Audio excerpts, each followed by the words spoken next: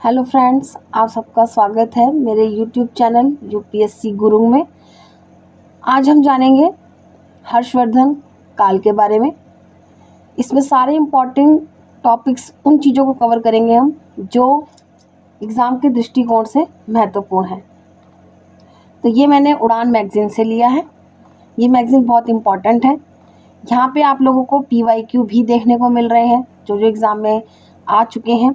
इसमें हमने प्रारंभिक इतिहास पढ़ लिया है अच्छे से। जिन बच्चों ने नहीं देखा है तो प्लीज़ वो लोग ये सब देखें। सिंधु घाटी सभ्यता कर लिया है, वैदिक काल, बौद्ध धर्म और जैन धर्म, मगध साम्राज्य, ये हमने पूरा विस्तार से देखा है। इसमें हर्यक वंश, शिशुनाग वंश, नंद वंश, ये सब चीज़ें हमने कवर की हैं। मौर्य साम्राज्य और इसके पतन के कारण देखे हैं। मध्य एशियाई संपर्क और सातवाहन साम्राज्य, और आज हमने किया था गुप्त साम्राज्य। इस चैप्टर में हमने अच्छे से जाना था कि भारत के किस युग को स्वर्ण युग कहा जाता है। इसमें आपको सारी विशेषताएं मिलेंगी, तो ये आप ज़रूर देखिएगा जिन बच्चों ने नहीं देखा है। और आज हम हर्षवर्धन में कवर करेंगे, हर्षवर्धन के बारे में जानेंगे, इसकी सैन्य विजय, प्रशासन और समाज, ये पूरा पूर्ण रूप से अच्छे से जानेंगे। तो चलिए शुरू करते हैं। सबसे पहले हम हर्षवर्धन के बारे में जानेंगे। यहाँ पे आपको एक तरफ मैप दिख रहा होगा, आप चाहे तो इसका स्क्रीनशॉट ले सकते हैं। हर्षवर्धन का साम्राज्य, ये पूरा मैप उस पे है, तो आप लोग इसकी स्क्रीनशॉट लेके इसको नोट करिए आप लोग। इससे आप लोगों को अच्छे से समझ में आएगा कि हर्षवर्धन का साम्राज्य कहाँ कहाँ तक फैला था। गुप्त साम्राज्य के पतन के बाद उत्तर भारत विभिन्न राज्यों में विभाजित हो गया। मैत्रक राजवंश यानी कि गुजरात, राजधानी वल्लभी, मौखरी, आगरा और अवध राज्य, और वाकाटक पश्चिमी दक्कन। पुष्यभूति ने थानेश्वर यानी कि सतलुज और यमुना के बीच दिल्ली के उत्तर में स्थित में एक स्वतंत्र राज्य की नींव रखी और वर्धन राजवंश की स्थापना की। इन पॉइंट को आप अंडरलाइन करिएगा। और ये पूरी मैगजीन ही इम्पॉर्टेंट है। जिस तरह से यहाँ पे सर्कल बना के पॉइंट दिए गए हैं, आप लोगों को यहाँ दिख रहे हैं, इनको आपको नोट करना है, क्योंकि मेंस में अगर क्वेश्चन आता है इससे रिलेटेड तो वहाँ पे आप ये पॉइंट ऐड करके यहाँ पे छोटा सा मैप बना के आप लोग यहाँ पे दिखा सकते हैं। जहाँ पर अगर आपसे इम्पोर्टेंट पूछा जाए कि हर्षवर्धन साम्राज्य कहाँ कहाँ विकसित हुआ, तो आप लोग छोटा सा इस तरीके का मैप बना के आप साइड में दिखा सकते हैं और अपने कम शब्दों में लिख सकते हैं। उसने शुरुआत में गुप्त साम्राज्य के अंतर्गत सैन्य भूमिका में प्रमुख योगदान दिया और गुप्त साम्राज्य के पतन के बाद वह सत्ता में आ गया। प्रभाकर वर्धन 580 से 605 ईस्वी ने गुर्जरों व हुणों से युद्ध किया। हमने अभी हुणों के बारे में हमने गुप्त काल में भी पढ़ा था, वहाँ पे भी हुण का जो है कि जिक्र हुआ था। तो आप ध्यान से देखिए कि हुण कितने शक्तिशाली थे और उनके युद्ध किस किस से हुए, ये भी आपको नोट करना है। और अपना प्रभाव मालवा तथा गुजरात तक बढ़ाया। उन्होंने अपनी बेटी राज्यश्री का विवाह कन्नौज के मौखरी राजा ग्रहवर्मन से करके रणनीतिक रूप से एक गठबंधन बनाया। इस गठबंधन से क्षेत्र में उनका प्रभाव बढ़ गया। नेक्स्ट है राज्यवर्धन 605 से 606 ईस्वी। अपने पिता प्रभाकर वर्धन ने उत्तराधिकारी बने, यानी कि अपने पिता प्रभाकर वर्धन के जो है ये उत्तराधिकारी बने थे राज्यवर्धन। उनका समय था 605 से 606 ईस्वी। बंगाल के गौड़ शासक शशांक ने धोखे से जो है कि उनकी हत्या कर दी, जिसके बाद उनके छोटे भाई हर्षवर्धन ने गद्दी संभाली। नेक्स्ट है हर्षवर्धन। यहाँ से कुछ क्वेश्चन है इनसे रिलेटेड जो है पूछे जा सकते हैं आपसे, और कई बार एग्जाम में या आप टेस्ट सीरीज देखेंगे तो वहाँ पे भी आपको इससे जुड़े हुए क्वेश्चन मिल जाएंगे। हर्षवर्धन 606 से 647 ईस्वी। पूरा लेखीय स्रोत मधुबन ताम्रपत्र शिलालेख, तांबे की मोहर पर सोनपत शिलालेख, बांसखेड़ा ताम्रपत्र शिलालेख, मिट्टी की मोहरों पर नालंदा शिलालेख। ये आपको यहाँ पे नोट करने हैं, इम्पॉर्टेंट है, अंडरलाइन करिएगा इसको। राजा बनने के बाद हर्षवर्धन ने पड़ोसी राज्यों को जीतकर अपने साम्राज्य में मिला लिया। उन्हें उत्तरी भारत का अंतिम महान हिंदू शासक कहा जाता था। कन्नौज यानी कि मोखरी साम्राज्य की राजधानी के कुलीन वर्ग के लोगों ने हर्ष को सिंहासन पर बैठने के लिए आमंत्रित किया। हर्ष ने बोधिसत्व अवलोकितेश्वर की सलाह पर राजपुत्र और शिलादित्य की उपाधि के साथ राजगद्दी स्वीकार की। यहाँ पे आप इसकी जो उपाधि है उनके नाम स्पेशली जो है नोट करेंगे क्योंकि इम्पॉर्टेंट है। ज़्यादातर उपाधियों से संबंधित प्रश्न भी पूछे जाते हैं। हर्ष के शासनकाल में थानेश्वर और कन्नौज के दो अलग अलग राज्य एक हो गए। फलस्वरूप हर्ष ने अपनी राजधानी जो है कन्नौज स्थानांतरित कर दी। नेक्स्ट है सैन्य विजय। उसने मालवा के देवगुप्त को मार डाला, जिसने राज्यश्री यानी कि उसकी बहन को लुभाने की कोशिश की थी। राज्यश्री ने बौद्ध धर्म अपनाया और हर्ष को भी बौद्ध धर्म में परिवर्तित करने में महत्वपूर्ण भूमिका निभाई। उन्होंने गौड़ शासक शशांक के विरुद्ध कामरूप यानी कि असम के साथ गठबंधन बनाया। शशांक की मृत्यु के बाद हर्ष ने गौड़ साम्राज्य को अपने अधीन कर लिया। हर्ष का लक्ष्य दक्षिण की ओर दक्कन में विस्तार करना था, लेकिन चालुक्य राजा पुलिकेशिन द्वितीय ने उसके प्रयासों यानी कि रवि कीर्ति द्वारा ऐहोल शिलालेख में उल्लिखित को विफल कर दिया। यानी कि ये जो कथन है ये आप लोगों का ऐहोल शिलालेख में लिखा हुआ है, उल्लिखित है, तो वहीं से ये बताया जा रहा है। पुलकेशिन द्वितीय ने अपनी जीत का जश्न मनाने के लिए परमेश्वर की उपाधि धारण की। पुलकेशिन की राजधानी बादामी के शिलालेख हर्ष पर उसकी विजय की पुष्टि करते हैं। हर्ष और मैत्रक के बीच शत्रुता हर्ष की पुत्री के साथ ध्रुव भट्ट के विवाह के साथ समाप्त हो गई। इस प्रकार वल्लभी हर्ष का अधीनस्थ सहयोगी बन बैठा। यानी कि उस हर्ष की जो पुत्री का जो विवाह हुआ, ध्रुव भट्ट के साथ जो विवाह हुआ, तो उनकी जो शत्रुता थी वो समाप्त हो गई। हर्ष के साम्राज्य का विस्तार।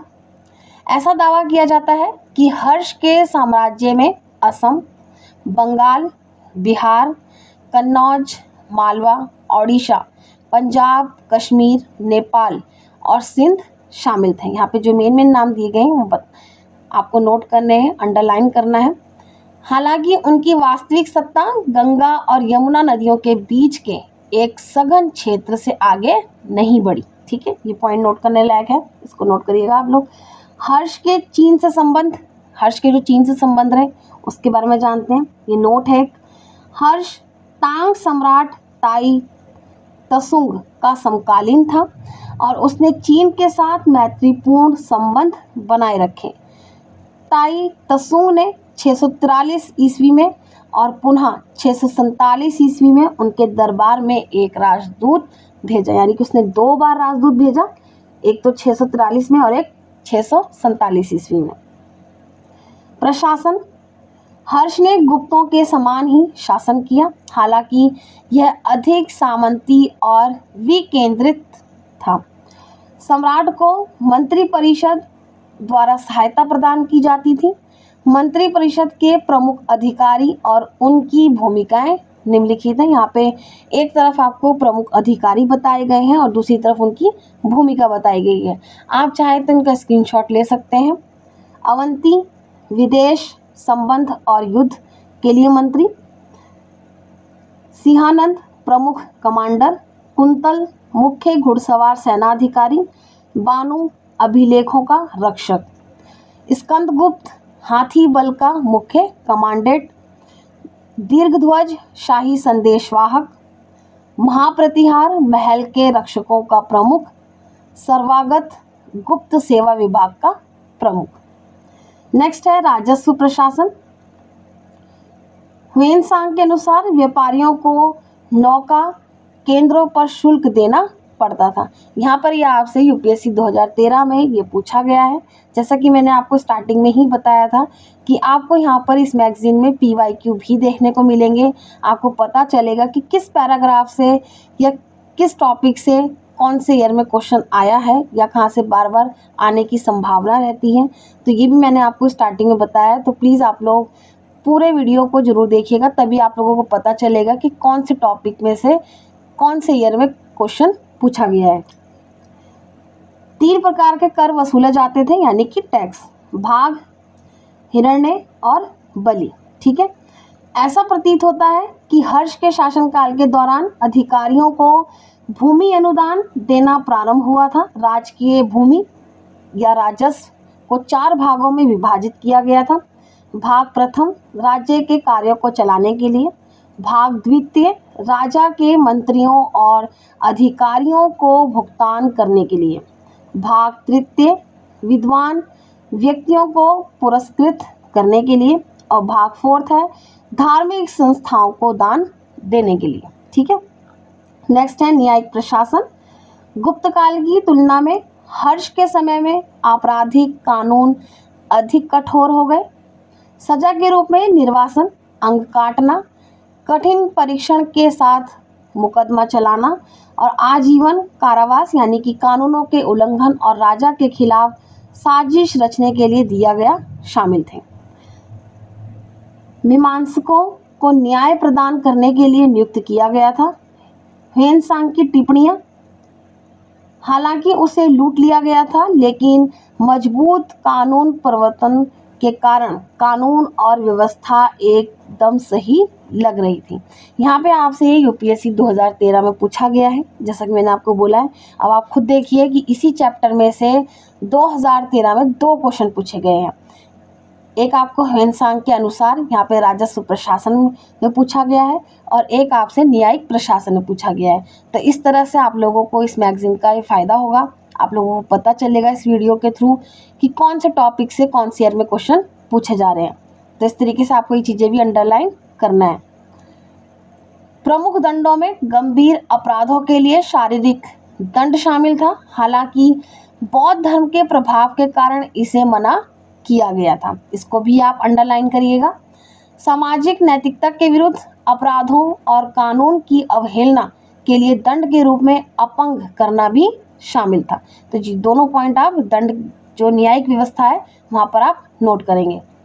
नेक्स्ट है ह्वेनसांग, एक तरह से नोट है, यहाँ पे आप लोगों को ह्वेनसांग के बारे में जानकारी मिलेगी। 630 से 643 ईस्वी। वह चीन का एक बौद्ध भिक्षु था जो हर्ष के शासनकाल के दौरान भारत आया था। अपनी यात्रा के दौरान उसने उत्तरी और दक्षिणी भारत में विभिन्न पवित्र स्थानों का दौरा किया। उसके विवरण का नाम सी यूकी यानी कि पश्चिमी दुनिया के बौद्ध रिकॉर्ड है। उसे तीर्थ यात्रियों का राजकुमार भी कहा जाता है। कभी आपसे पूछा जाए कि तीर्थ यात्रियों का राजकुमार किसे कहा जाता है, वहाँ पे आपको ऑप्शन में अगर ह्वेनसांग दिया जाता है तो आप लोग प्लीज़ आंसर ह्वेनसांग ही रखिएगा, क्योंकि तीर्थ यात्रियों का राजकुमार ह्वेनसांग को कहा जाता है, क्योंकि उन्होंने बुद्ध के जीवन से जुड़े महत्वपूर्ण तीर्थ केंद्रों का जो है दर्शन किया था। उसने लगभग 5 साल नालंदा विश्वविद्यालय में बिताए और वहाँ अध्ययन किया। हर्ष ने बुद्ध के प्रति उसकी गहरी भक्ति और बौद्ध धर्म के गहन ज्ञान के लिए उसकी प्रशंसा की। ह्वेनसांग अपने साथ बुद्ध के अवशेष, बुद्ध की मूर्तियां और पांडुलिपियां ले गया। नेक्स्ट है प्रशासनिक प्रभाग। साम्राज्य को कई प्रांतों में विभाजित किया गया था। प्रत्येक प्रांत को आगे भुक्तियों में विभाजित किया गया था। प्रत्येक भुक्ति को अनेक विषयों में और प्रत्येक विषय को पथकों में विभाजित किया गया था। इस पॉइंट को आप नोट करेंगे, अंडरलाइन करेंगे। हर चरित्र में स्थानीय प्रशासन की देखरेख करने वाले भोगपति, आयुक्त, प्रतिपालक पुरुष आदि अधिकारियों का उल्लेख मिलता है। नेक्स्ट है शहर और कस्बे। ह्वेनसांग के अनुसार भारत असंख्य गांवों, अनेक कस्बों और बड़े नगरों की भूमि थी। पाटलिपुत्र ने अपनी ख्याति खो दी और उसका स्थान कन्नौज ने ले लिया। आप इस पॉइंट को नोट करेंगे, यहाँ पर अंडरलाइन करेंगे। नेक्स्ट है, यहाँ पे नोट है, पाटलिपुत्र के पतन और कन्नौज के उत्थान के प्रमुख कारण उनको जानते हैं। यहाँ पर पॉइंट वाइज पूरा। हर्ष के शासनकाल के दौरान पाटलिपुत्र के व्यापार और वाणिज्य के साथ साथ सिक्कों के उपयोग और पथकर में गिरावट आई। सत्ता सैन्य शिविरों यानी कि स्कंधावरों, ठीक है, याद रखोगे आप, शिविरों यानी कि स्कंधावरों, और सामरिक महत्व के स्थानों पर केंद्रित हो गई। कन्नौज एक ऊंचे क्षेत्र में स्थित था जो इसे रणनीतिक महत्व का एक स्थान बनाता था, क्योंकि इसे आसानी से किले बंद किया जा सकता था। यह दोआब के मध्य में स्थित था, जिससे शासकों को दोआब के पूर्वी और पश्चिमी दोनों हिस्सों पर नियंत्रण करने में सहायता मिलती थी। तो प्लीज़ इन पॉइंट को आप अंडरलाइन करके ही पढ़िएगा, नोट बनाइएगा इसको। मुफ्त अस्पताल, बीमारों और गरीबों की देखभाल तथा यात्रियों के लिए विश्राम गृह यानी कि धर्मशाला जैसे धर्मार्थ कार्य भी हर्ष के शासनकाल के दौरान देखने को मिलते हैं। नेक्स्ट है सेना। ह्वेनसांग ने हर्ष की सेना की 4 टुकड़ियों यानी कि चतुरंग का उल्लेख किया है। कभी आपसे पूछा जाए कि चतुरंग जो शब्द है ये किससे संबंधित है, तो ये सेना की 4 टुकड़ियों से, किसकी, ह्वेनसांग की, ठीक है, याद रखेंगे, हर्ष की सेना के, और इसका वर्णन किसने किया है, ह्वेनसांग ने। वह प्रत्येक विभाग की शक्ति, उसकी भर्ती प्रणाली और भर्ती के लिए भुगतान के बारे में विवरण देता है। सेना में चाट और भट्ट साधारण सैनिक थे। बृहदीश्वर घुड़सवार सेना अधिकारी थे। बलाधिकृत और महाबलाधिकृत पैदल सेना अधिकारी थे। नेक्स्ट है समाज। धार्मिक नीति जानते हैं यहाँ पर। प्रारंभ में वह शिव का उपासक था, लेकिन अपनी बहन राज्यश्री के प्रभाव में उसने बौद्ध धर्म अपना लिया, जैसा कि हमने अभी पहले पीछे पढ़ा है। उसने महायान विचारधारा को चुना। हर्ष ने 2 बौद्ध सभाएं बुलाई, एक कन्नौज में और दूसरी प्रयाग में, जिसे महामोक्ष परिषद के नाम से जाना जाता है। इस पॉइंट को भी आप अंडरलाइन करेंगे। कन्नौज में बौद्ध सभा। कन्नौज की सभा में कामरूप के भास्कर वर्मन सहित 20 राजाओं ने भाग लिया। सभा में बड़ी संख्या में बौद्ध, जैन और वैदिक विद्वान शामिल हुए। एक मठ में बुद्ध की स्वर्ण प्रतिमा प्रतिष्ठित की गई। नेक्स्ट है प्रयाग में बौद्ध सभा। हर्ष ने प्रयाग यानी कि गंगा और यमुना के संगम पर 5 पंचवार्षिक सभाएं बुलाई, जिन्हें महामोक्ष परिषद के नाम से जाना जाता है। ह्वेनसांग के अनुसार बौद्ध धर्म के सिद्धांतों ने हिंदू समाज को गहराई से प्रभावित किया और इस प्रकार विभिन्न धर्मों के अनुयायियों के बीच सामाजिक सद्भाव कायम रहा। इसके अलावा हर्ष ने सभी को एक जैसा दान प्रदान करके वैदिक विद्वानों और बौद्ध भिक्षुओं के साथ समान रूप से व्यवहार किया। पशुओं का वध और मांस का सेवन प्रतिबंधित था, ठीक है, याद रखेंगे आप। नेक्स्ट है जाति प्रथा। ह्वेनसांग के अनुसार समाज के 4 वर्ग पहले की तरह ही व्यवहार में थे, जैसे कि ब्राह्मण और क्षत्रिय सादा जीवन जीते थे, लेकिन कुलीन और पुजारी विलासितापूर्ण जीवन जीते थे। कृषकों को शूद्र माना जाता था। अछूत जैसे सफाई कर्मी, जल्लाद आदि गांव के बाहर रहते थे। उन्हें शहर में अपने प्रवेश की घोषणा चिल्लाकर करनी पड़ती थी ताकि लोग जो है उनसे दूर जा सकें। कसाईयों, मछुआरों, नर्तकियों और सफाई कर्मियों को शहर से बाहर रहने के लिए कहा गया था। जाति व्यवस्था कठोर थी और समाज के विभिन्न वर्गों के बीच कोई सामाजिक संघर्ष नहीं था। लोग ईमानदार थे और अपने आचरण में धोखेबाज या विश्वासघाती नहीं थे। नेक्स्ट है, यहाँ पे हम जानेंगे कि हर्षवर्धन के काल में स्त्रियों की स्थिति क्या थी, उसको जानेंगे। स्त्रियां पर्दा करती थीं, लेकिन उच्च वर्ग की महिलाओं द्वारा इसका पालन नहीं किया जाता था, जैसे कि राज्य श्री पर्दा नहीं करती थी। सती प्रथा विद्वान थी, यानी कि प्रभाकर वर्धन की पत्नी यशोमती देवी ने अपने पति की मृत्यु के बाद आत्मदाह कर लिया था। नेक्स्ट है खान पान। ह्वेन-सांग का कहना है कि अधिकांश भारतीय शाकाहारी थे। भोजन तैयार करने में प्याज और लहसुन का प्रयोग दुर्लभ था। भोजन बनाने या खाने में चीनी, दूध, घी और चावल का प्रयोग सामान्य था। गोमांस और कुछ पशुओं के मांस पर प्रतिबंध लगा दिया गया था। नेक्स्ट है शिक्षा। शिक्षा मठों में दी जाती थी। इसका स्वरूप मुख्यतः धार्मिक था। वेदों को लिखित नहीं बल्कि मौखिक रूप से पढ़ाया जाता था। संस्कृत में पढ़े लिखे लोगों की भाषा थी। घुमंतु, भिक्षु और साधु अपने ज्ञान और संस्कृति के लिए प्रसिद्ध थे।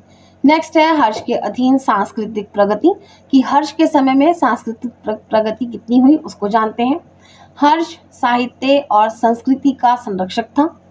कई प्रमुख लेखक जैसे बाण भट्ट, जो हर्षचरित और कादम्बरी के लिए जाने जाते हैं, हर्ष के दरबारी कवि थे। कभी आपसे पूछा जा सकता है, तो आपको यहाँ पे कवि याद रखने हैं। हर्षचरित किसी राजा की पहली औपचारिक जीवनी थी। हर्ष स्वयं एक उल्लेखनीय लेखक था।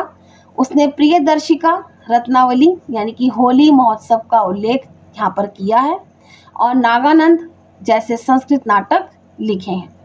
हर्ष ने शिक्षा के प्रचार प्रसार के लिए उदारता पूर्वक दान दिया। मंदिर और मठ शैक्षिक केंद्र थे। प्रसिद्ध विद्वानों में कन्नौज, गया, जालंधर, मणिपुर और अन्य स्थानों के मठों में शिक्षा प्रदान की। हर्ष के शासनकाल में नालंदा विश्वविद्यालय ने अपने चरमोत्कर्ष को प्राप्त किया। तो आपको यहाँ पे ये अच्छे से स्पेशली नोट करने हैं जितने भी पॉइंट हैं। नेक्स्ट है नालंदा विश्वविद्यालय। जैसा कि मैंने आप लोगों को पिछली वीडियो में भी बताया है, गुप्त साम्राज्य में जब नालंदा विश्वविद्यालय का जिक्र हुआ था, उसमें मैंने आपको बताया है कि नालंदा विश्वविद्यालय और स्कंदगुप्त के ऊपर मैं आप लोगों को अलग से वीडियो बनाकर बताऊंगी। तो अभी हम इसको देखते हैं। ह्वेन-सांग ने नालंदा विश्वविद्यालय का विवरण दिया है, जिसने चीन, जापान, मंगोलिया, तिब्बत और मध्य या दक्षिण पूर्व एशिया के विद्वानों को आकर्षित किया। धर्मपाल, चंद्रपाल, शीलभद्र, भद्रहरि, जयसेन, देवकर और मतंग इसके सम्मानित शिक्षक यानी कि विद्वान थे। 670 ईस्वी में एक अन्य चीनी तीर्थयात्री इत्सिंग ने नालंदा का दौरा किया। नालंदा के मठ को 200 गांवों के राजस्व से सहायता मिलती थी। देखिए वहाँ के जो मठ थे उनको 200 गांवों से जो है राजस्व की सहायता मिलती थी। हर्ष की मृत्यु के बाद उसका राज्य तेजी से छोटे छोटे राज्यों में विघटित हो गया। तो यहाँ पे आपका हर्षवर्धन जो साम्राज्य था वो यहाँ पर फिनिश होता है। उम्मीद है आप लोगों को ये नोट्स अच्छे लगे होंगे।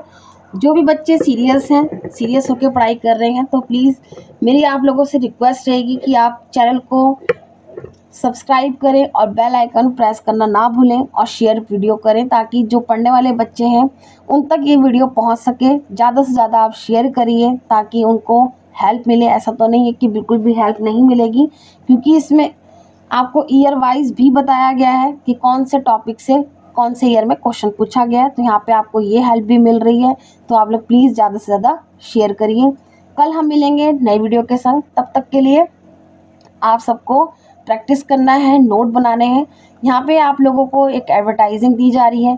कोई भी अगर इन से संबंधित परीक्षाओं की प्रिपरेशन कर रहा है और आप लोगों को NCERT notes, complete PDF notes चाहिए, तो आप लोग प्लीज़ मुझे कमेंट बॉक्स में मैसेज करिएगा।